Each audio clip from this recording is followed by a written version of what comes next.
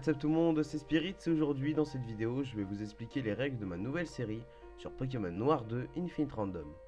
Bien, je vais commencer par vous expliquer qu'est-ce que ce challenge. Eh bien, c'est un challenge regroupant 3 autres challenges connus ainsi qu'un autre spécialement de moi.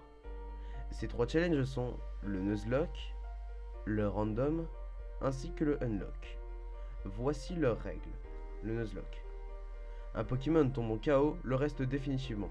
Ainsi, il doit rester dans le PC ou bien doit être relâché. Je ne peux capturer que le premier Pokémon de la zone.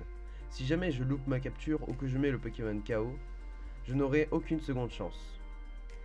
Maintenant, quelques règles additionnelles. Si le premier Pokémon sauvage d'une zone est un doublon, alors j'ai le droit de le tuer pour en prendre un autre. Les Shiny sont capturables, mais s'ils ne sont pas les premiers Pokémon d'une zone, ils sont alors inutilisables. Tant que je n'ai pas reçu les premières Pokéballs du jeu, la partie Nuzlocke n'est pas activée. Voici les règles du random. Il y aura déjà les starters, donc j'aurai d'autres Pokémon choisis aléatoirement à la place des starters de base. Je pourrais donc avoir un Scalproie à la place de Grequi, par exemple.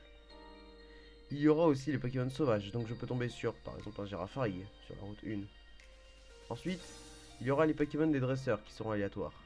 Ainsi, N, par exemple, pourrait avoir à la place du merveilleux Oracle un Goélise. C'est un exemple, hein, bien entendu.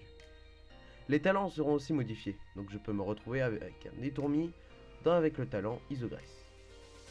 Les CT seront elles aussi aléatoires. Je peux donc trouver une CT comportant l'attaque Trou Noir, par exemple. Les objets au sol seront eux aussi choisis au hasard. Si j'ai de la chance, je pourrais avoir une petite Master Ball qui traînerait par terre.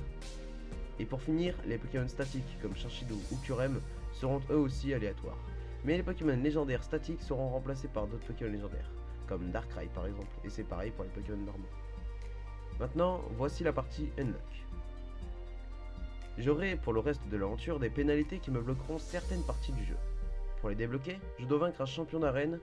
Dès que je recevrai un badge, je pourrai l'utiliser comme jeton pour débloquer une règle choisie au hasard. Les règles bloquées sont les suivantes. 3 Pokémon dans mon équipe. Combat en mode défini.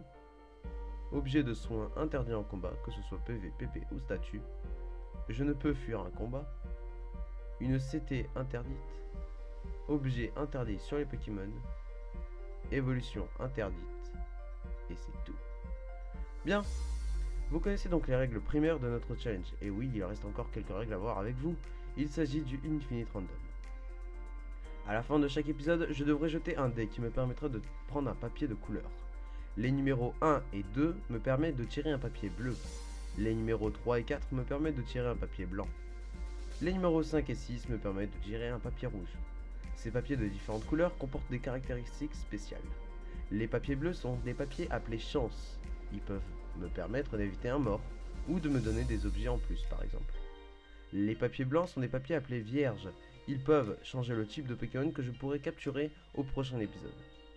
Les papiers rouges sont des papiers appelés malchance. Ils peuvent me donner une pénalité comme par exemple un mort dans mon équipe. Bien, vous connaissez toutes les règles du Infinite Random. Sur ce, moi je vous dis à la prochaine pour le premier épisode. C'était Spirits et peace.